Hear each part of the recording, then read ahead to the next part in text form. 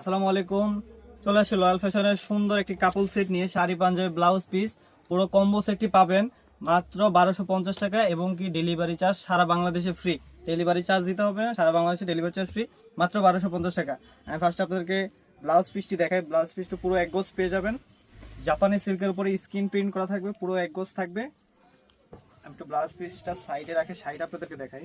খুবই সুন্দর একটি শাড়ি, 12 হাতে থাকবে শাড়িটি, পুরো 12 হাত থাকবে, স্ক্রিন প্রিন্ট করা থাকবে।